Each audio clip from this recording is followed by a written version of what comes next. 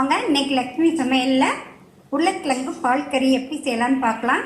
வாங்க வீடியோக்குள்ளே போகலாம். நான் வந்து 2 சின்ன உருளைக்கிழங்கை வெந்து கட் பண்ணி எடுத்துகிட்டு வந்திருக்கிறேன். இந்த பால் கறி இந்த 2 உருளைக்கிழங்குல தான் செய்ய போகிறேன். அதுக்கு உண்டான அளவுகள் தான் நான் இப்போ சொல்கிறேன். இப்போ ஸ்டவ் ஆன் பண்ணி கடாய் வச்சுருக்கிறேன். கடாய் காஞ்ச உடனே நம்ம ஒரு 2 டீஸ்பூன் நல்லெண்ணெய் விட்டுக்கலாம். சும்மா 2-3 கடுகு போட்டால் போதும். இப்போ கடுகு வெடிக்குது. ஒரு 1/4 டீஸ்பூன் ஜீரம் சேர்த்துடலாம். இதுக்கு வந்து காரம் வந்து இஞ்சியும் பச்சை மிளகாயும் தான். 2-3 துண்டு பொடியாக கட் பண்ண இஞ்சி சேர்க்குறேன். 2 பச்சை மிளகாய் தான் சேர்க்குறேன்.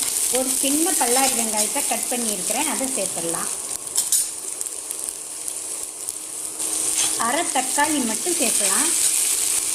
எல்லாம் நல்லா வதங்கட்டும்.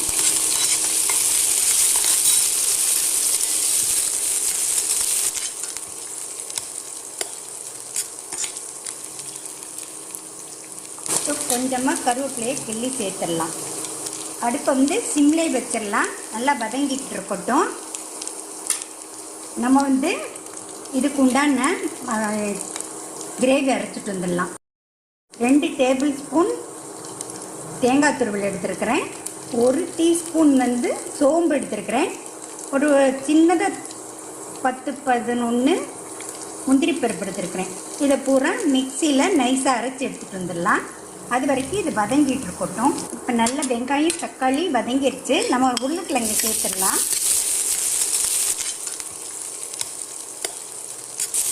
இதுக்கு தேவையான உப்பு சேர்த்துடலாம். உப்பு லைட்டாக இருக்கட்டும். பால் கறிக்கு அதுதான் டேஸ்ட் கொடுக்கும்.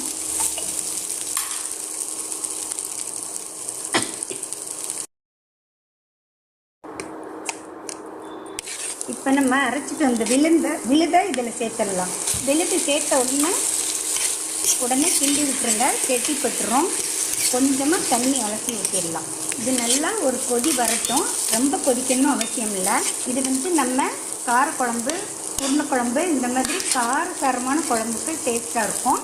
தொட்டுக்க தான் போகிறோம், அதனால் கொஞ்சம் திக்காகவே இருக்கட்டும். இப்போ நல்லா கொதிச்சிருச்சு, போதும். நம்ம ஸ்டவ் ஆஃப் பண்ணிடலாம். இப்போ பவுலுக்கு மாற்றிடலாம். இப்போ நம்மளோட உருளைக்கிழங்கு பால் கறி ரெடி ஆயிடுச்சுங்க. நீங்களும் இதே அளவில் செஞ்சு பார்த்துட்டு எப்படி இருந்ததுன்னு கமெண்ட் பண்ணுங்கள். உங்களுக்கு இந்த வீடியோ பிடிச்சிருந்தா லைக் பண்ணுங்கள், கமெண்ட் பண்ணுங்கள், ஷேர் பண்ணுங்கள். மறக்காமல் நம்ம சேனலை சப்ஸ்கிரைப் பண்ணிக்கோங்க. பக்கத்தில் இருக்க பெல் பட்டனை கிளிக் பண்ணுங்கள். நன்றி, வணக்கம்.